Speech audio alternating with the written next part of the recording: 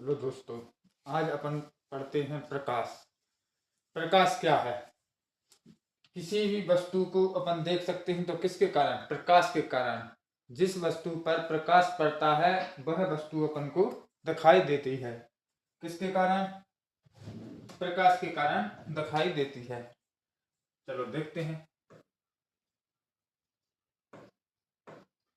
अब प्रकाश क्या होती है? स्वभाव में कैसी होती है? विद्युत चुम्बकीय। कैसी होती है? विद्युत चुम्बकीय तरंग। के बाद आती है प्रकाश। प्रकाश में अपन पढ़ेंगे कि ये कहाँ कहाँ चल सकती है। निर्वात में जा सकती है, पानी में भी जा सकता है प्रकाश। पानी में मतलब समुद्र की अंदर 200 मीटर गहराई तक प्रकाश पहुंच सकता है और निर्वात में भी जा सकता है। इसकी चाल होती है 3 × 10⁸ अब करते हैं अपन परावर्तन। सबसे पहला टॉपिक क्या है? परावर्तन। अब देखो,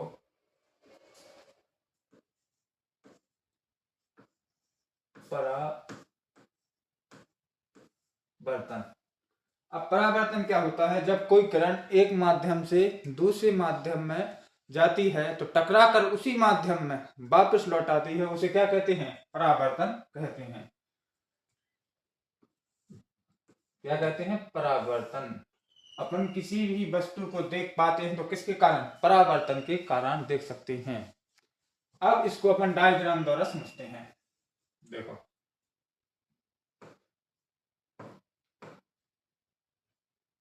डायग्राम बनाएंगे अपन।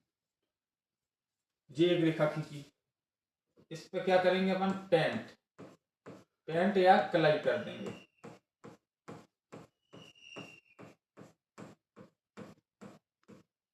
इस पे क्या कर दी अपन ने? पेंट या कलाई। इस पे कलाई किसकी की जाती है? Silver bromide. किसकी? सिल्वर ब्रोमाइड की कलाई की जाती है। अब देखो, यहां से एक रेखा आएगी और यहां से टकराकर वापस चली जाएगी।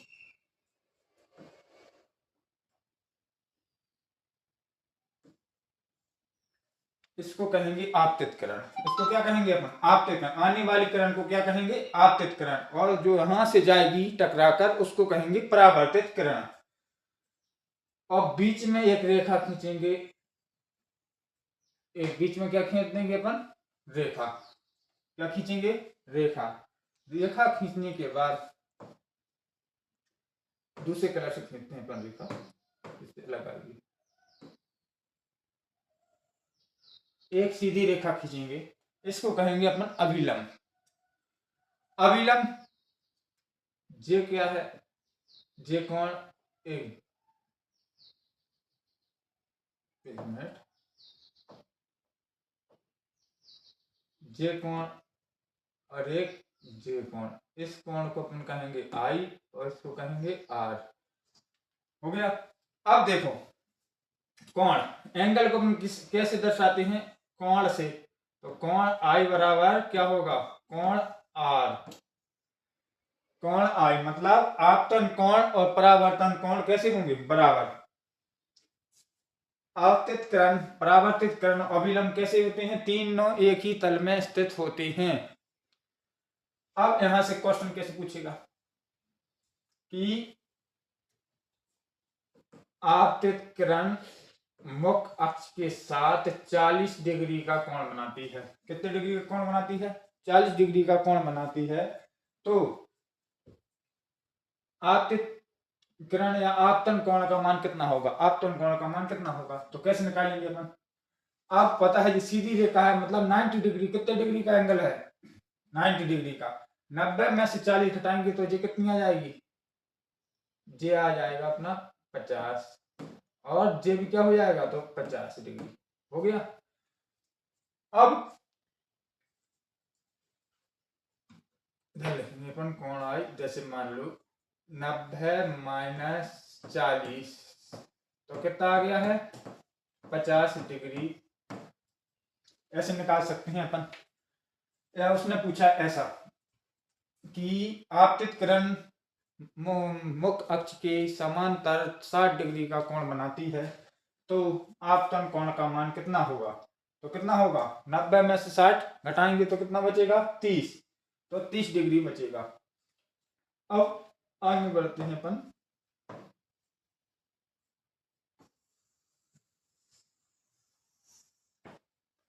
अब इसमें पढ़ना है अपन समतल दर्पण। क्या पढ़ना है, समतल दर्पण। अब पढ़ेंगे अपन समतल दर्पण।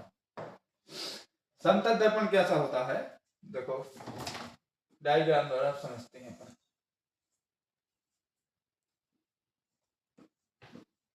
ये क्या करना है अपन, पहले पेंट करना है कलई।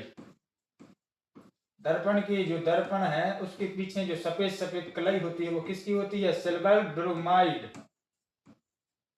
और जो बोट डालते हैं उसमें स्याही रहती है वो किसकी होती है, किसकी बनी होती है, सिल्वर नाइट्रेट की। और कृत्रिम वर्षा किसके कारण होती है, सिल्वर आयोडाइड के कारण। अब ये है समतल दर्पण। क्या है, समतल दर्पण।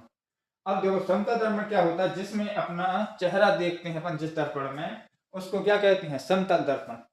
अगर कोई वस्तु भी वेग से चलती है तो वह दर्पण में 2v वेग से दिखेगी। कितने वेग से, 2v वेग से दिखेगी।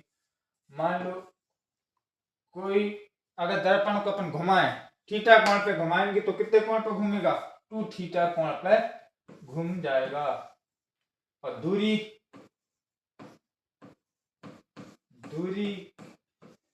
अगर बराबर है तो दूरी बराबर ही रहेगी, समझे। जैसे अपन समझते हैं, मान लो एक ये लड़का खड़ा है इधर,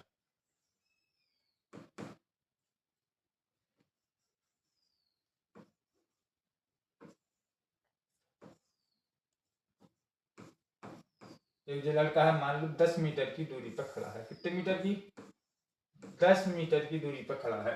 तो दर्पण के अंदर भी कितनी मीटर की दूरी पर खड़ा होगा,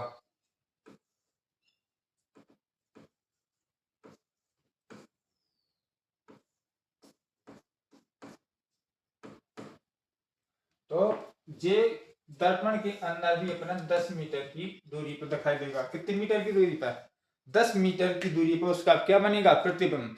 मान लो कोई व्यक्ति दर्पण के बाहर 5 मीटर की दूरी पर खड़ा है तो दर्पण के अंदर भी कितनी दूरी पर दिखाई देगा, 5 मीटर की दूरी पर ही दिखाई देगा। चलो आगे बढ़ते हैं अपन।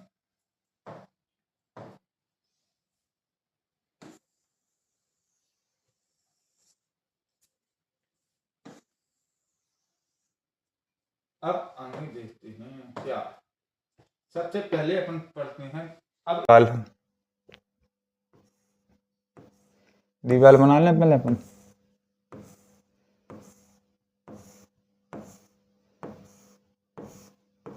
ये है दीवार। अब इसको अपन एक मान लो एक लड़का इधर है,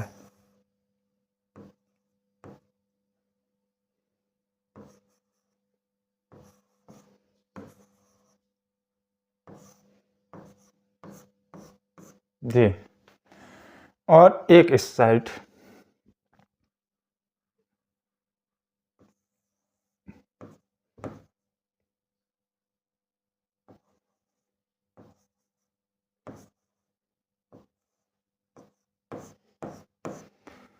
अब इधर लगाएंगे अपन क्या, पेरिस्कोप।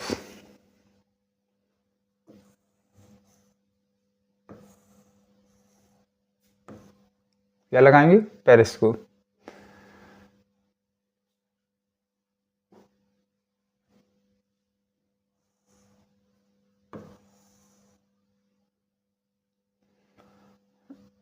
दर्पण इधर लगाया अपन ने, और एक और दर्पण कहाँ लगा दिया, इधर। कौन सा दर्पण, समतल दर्पण। अब ये लड़का इस दर्पण में इसका इमेज दे सकता है, इस लड़का का इमेज बनेगा कहाँ, इस दर्पण में, और इस दर्पण से कहाँ बनेगा, इस दर्पण पर। तो ये लड़का इस लड़का को कहाँ से देख सकता है, उस दर्पण में देख सकता है, आराम से देख सकता है कि नहीं देख सकता है, किसके द्वारा, पेरिस्कोप लगाया जाता है। इसको क्या कहते हैं अपन, पेरिस्कोप। समतल दर्पण में पेरिस्कोप का प्रयोग किया जाता है जिससे वो उसे आसानी से देख सकता है।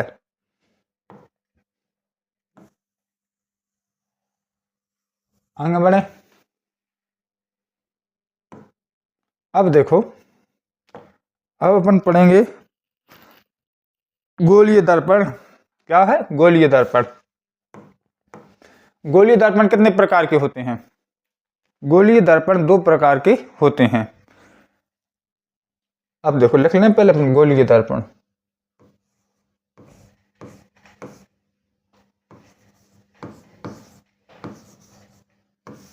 गोलीय दर्पण, गोलीय दर्पण होते हैं 2 प्रकार की। नंबर 1 उत्तल दर्पण,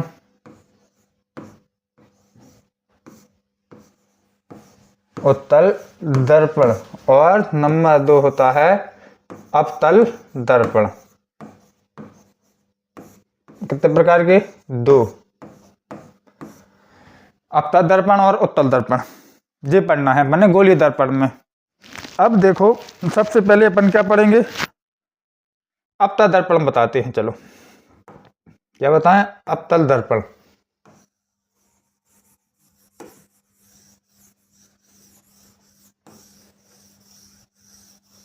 डायग्राम द्वारा समझते हैं। देखो,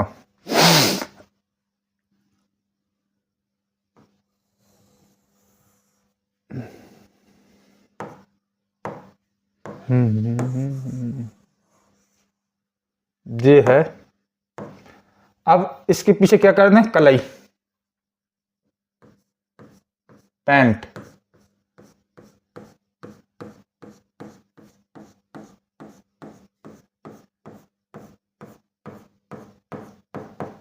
पेंट कर दिया।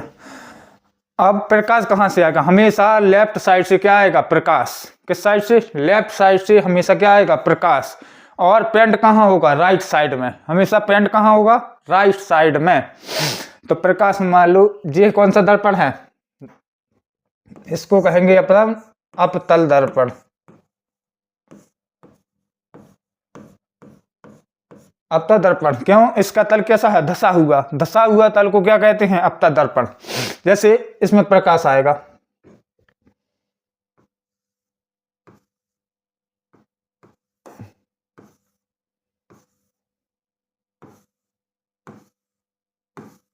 एक जगह क्या होगा? एकत्रित। अवतल दर्पण में प्रकाश कैसा होगा? एक जगह क्या हो जाएगा? एकत्रित होगा। अवतल दर्पण में प्रकाश कहां होगा? एक जगह एकत्रित हो जाएगा। अवतल दर्पण कैसा होता है? धसा हुआ तल को क्या कहते हैं अपन? अवतल दर्पण। पहचानने का तरीका, प्रकाश हमेशा कहां से आएगा? लेफ्ट साइड से। और पेंट हमेशा कहां की जाती है? राइट साइड में, हमेशा। अब देखो, इधर बताते हैं अपन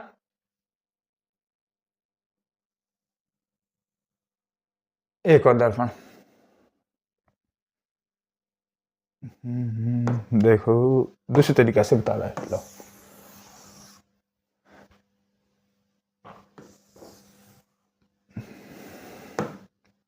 ये है। अब पेंट किस साइड होगा?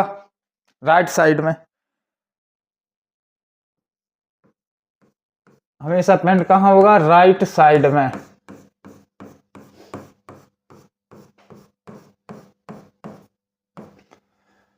और प्रकाश कहां से आएगा? Left side.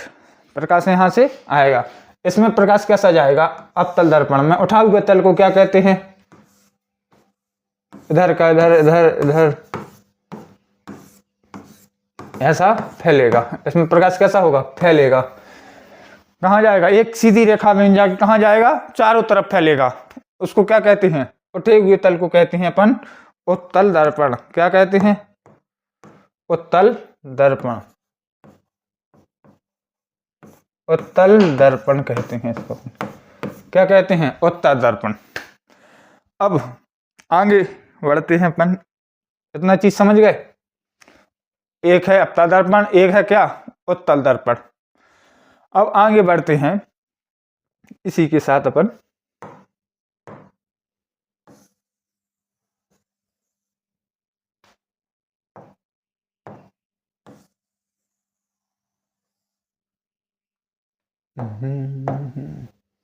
देखो अपन डायग्राम द्वारा समझ चुके हैं। अब अपन पढ़ेंगे इसमें अवतल दर्पण का प्रयोग कैसे किया जाता है।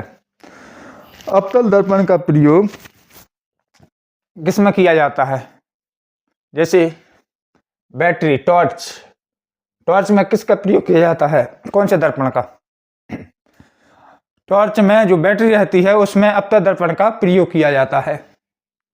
जैसे चलो बताते हैं अपन।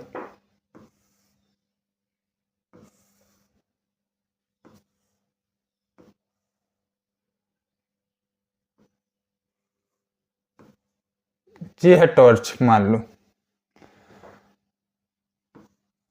अब इसमें छोटा सा क्या लगा रहेगा, बल्ब, इतना सा।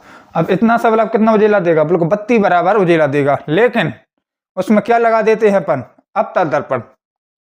अवतल दर्पण लगाएंगे, ऐसा क्या लगाएंगे, अवतल दर्पण। एक मिनट,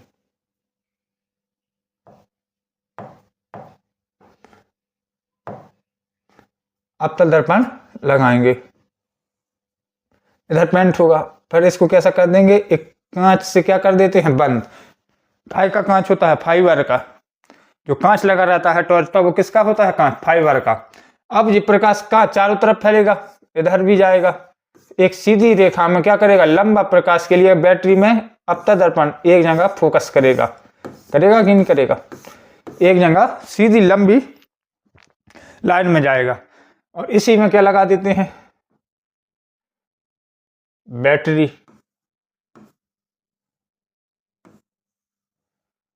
कितनी बैटरी लगी रहती हैं, मान लो ये बैटरी लगा देते हैं अपन, दो तीन बैटरी होती हैं टॉर्च में। कितनी बैटरी, 3 बैटरी। तो इसको आसानी से अपन समझ गए। टॉर्च में किसका प्रयोग किया जाता है, अवतल दर्पण का प्रयोग किया जाता है। अब आगे देखते हैं अपन।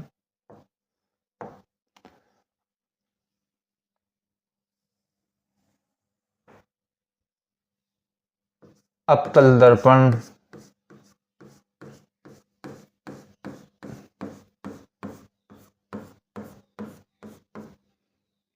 एक जे है, एक रेखा बीच से। अब देखो त्रिज्या का आधा क्या होता है, त्रिज्या का आधा होता है फोकस। त्रिज्या इतनी है तो फोकस कितना होगा, इधर मान लो, दूसरे कलर से बताते। फोकस ये है, त्रिज्या का आधा क्या होता है, फोकस। और ये क्या है, सी, कर्वेचर। ये क्या है, पी, पोल या ध्रुव। और अनंत कहाँ होगा, अनंत मान लो इधर होगा, अनंत। अब ये चीज ध्यान से समझना, प्रतिबिंब कहाँ बनेगा, अगर वस्तु कहाँ रखी है तो देखते हैं। मान लो वस्तु अनंत पर रखी है, कहाँ पर, वस्तु अनंत पर रखी है, तो प्रतिबिंब कहाँ बनेगा, फोकस पर। कहाँ बनेगा, फोकस पर। अगर वस्तु अनंत और कर्वेचर के बीच में रखी है, अगर वस्तु अनंत और कर्वेचर के बीच में रखी है तो प्रतिबिंब कहाँ बनेगा, कर्वेचर और फोकस के बीच में। कहाँ बनेगा, कर्वेचर और फोकस के बीच में। अगर वस्तु आगे बढ़ी और वस्तु, तो कर्वेचर और फोकस के बीच में अगर वस्तु रख दें तो प्रतिबिंब कहाँ बनेगा, अनंत और कर्वेचर के बीच में। कहाँ बनेगा, अनंत और कर्वेचर के बीच में। अगर कोई सी वस्तु फोकस पर रखी है तो अनंत पर बनेगा प्रतिबिंब, कहाँ बनेगा, अनंत पर। और कर्वेचर पर रखी है तो ठीक कर्वेचर पर प्रतिबिंब बनेगा। और आगे बढ़ते हैं, फोकस और पोल के बीच में अगर कोई वस्तु रखी है तो उसका प्रतिबिंब कहाँ बनेगा, दर्पण के पीछे। कहाँ बनेगा, दर्पण के पीछे। चलो दोबारा बताते हैं एक बार और इसी को।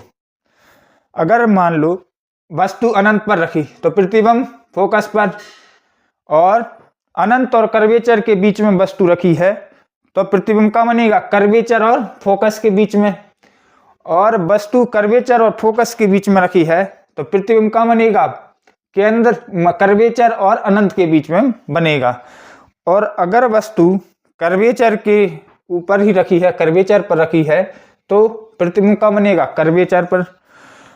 और अगर वस्तु फोकस पर रखी है तो प्रतिबिंब अनंत पर, कहाँ बनेगा, अनंत पर। और आगे बढ़े, फोकस और पोल के बीच में अगर वस्तु रखी है तो प्रतिबिंब कहाँ बनेगा, दर्पण के पीछे। कहाँ बनेगा, दर्पण के पीछे बनेगा। समझ गए इतनी सी बात। और एक चीज और समझते हैं, पॉजिटिव और नेगेटिव क्या होता है। हमेशा माइनस भी, आपका दर्पण हमेशा कैसा होगा, नेगेटिव। नेगेटिव मतलब माइनस में। आपका दर्पण हमेशा कैसा रहेगा, नेगेटिव। इसमें वस्तु भी कैसी रहेगी, नेगेटिव रहेगी। और दर्पण लेफ्ट साइड में हमेशा कैसा रहता है, माइनस में। और उत्तल दर्पण प्लस में। इस साइड की वस्तु रहेगी वो कैसी रहेगी, प्लस में। जहां से प्रकाश आता है वो हमेशा कैसी रहेगी, माइनस में रहेगी। जैसे इसका सूत्र होता है, अपन सूत्र द्वारा बताते हैं, 1/f बराबर 1/v प्लस 1/u। जी है इसका सूत्र, 1/f बराबर 1/v प्लस 1/u। अब प्लस माइनस किसके द्वारा आएगा, जब वस्तु रखी रहेगी। तो प्रतिबिंब अगर वस्तु इधर है तो क्या है, माइनस में आएगा। अपन सूत्र में डायरेक्ट इतना ही लिखते हैं, जब सवाल करेंगे जब बहुत आसानी से समझ सकते हैं। चलो एक उदाहरण के रूप में बताते हैं आपको छोटा सा। मान लो किसी वस्तु का फोकस कितना है, 10 सेंटीमीटर है, 10 है। फोकस कितना है, 10। और प्रतिबिंब ज्ञात करना है अपन है। और वस्तु कितनी है, 5। कितनी है, वस्तु कितनी है, 5। तो इसको अपन कैसे करेंगे, तो वस्तु हमेशा कैसी रहेगी, माइनस में। फोकस भी कैसा रहेगा, माइनस में। अब इसको आसानी से हल कर सकते हैं कि नहीं कर सकते, इसी सूत्र द्वारा अपन हल कर सकते हैं। जो सवाल है वो अपन आगे बढ़ेंगे, इस सूत्र को याद रखना। अब आगे बढ़े इसी के साथ।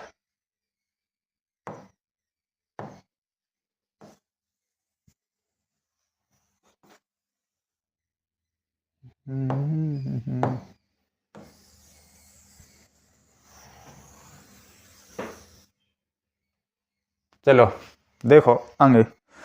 अब अपतल दर्पण का अपन किस किस चीज में प्रयोग कर सकते हैं। सीधे प्रकाश, ज्यादा प्रकाश की जरूरत पड़ती है तो अपन किसका प्रयोग करते हैं, अपतल दर्पण का प्रयोग करते हैं। उत्तल दर्पण को बताएं। अपतल दर्पण समझो पहले पूरी तरह से। जी है मान लो डायग्राम। पेंट हमेशा कहाँ होती है, राइट साइड में। जो गलती नहीं करना है, पेंट हमेशा कहाँ होती है, राइट साइड में। और प्रकाश कहाँ से आएगा, हमेशा लेफ्ट साइड से प्रकाश आता है। कहाँ से, लेफ्ट साइड से क्या आएगा, प्रकाश। जी है प्रतिबिंब। कौन सा, अपतल दर्पण। अपतल दर्पण का प्रयोग कहाँ किया जाता है, इसकी प्रकृति कैसी होती है, अभिसारी। इसकी प्रकृति कैसी होती है, अभिसारी। अब इसका प्रतिबिंब कैसा बनता है, देखो ये अपन समझ चुके हैं। ये है पी, त्रिज्या का आधा क्या होता है, फोकस। ये है फोकस। और ये क्या है, कर्वेचर। ये कौन सी वस्तु है, यहाँ है अनंत। ये चीज समझ चुके हैं अपन। अब देखो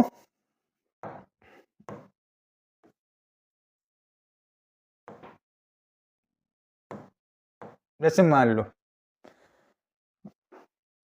गाड़ी के मिरर, गाड़ी का जो मिरर रहता है उसमें कौन से दर्पण का प्रयोग किया जाता है, उत्तल या अपतल।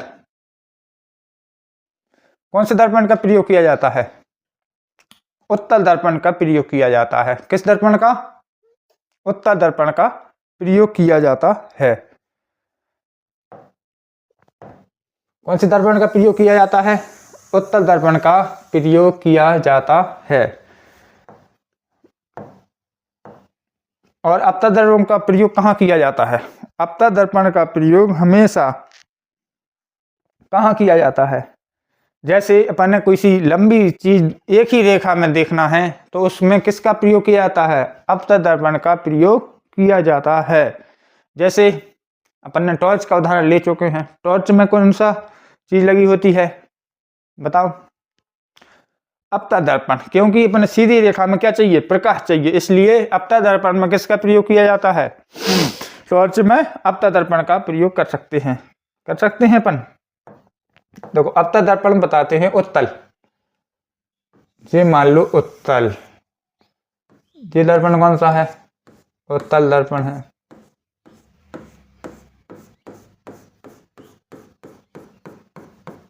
ये है कौन सा? उत्तल दर्पण, क्योंकि उठा हुआ तल क्या कहलाता है? उत्तल दर्पण। उठा हुए तल को क्या कहते हैं? अपतन दर्पण। इसको समझ लेते हैं आज की क्लास में अपन। अब आधा क्या होता है? प्रकाश कहां से आएगा? यहीं से आएगा। ये क्या है? फोकस। फोकस इस साइड होगा कि उस साइड? उत्तल दर्पण में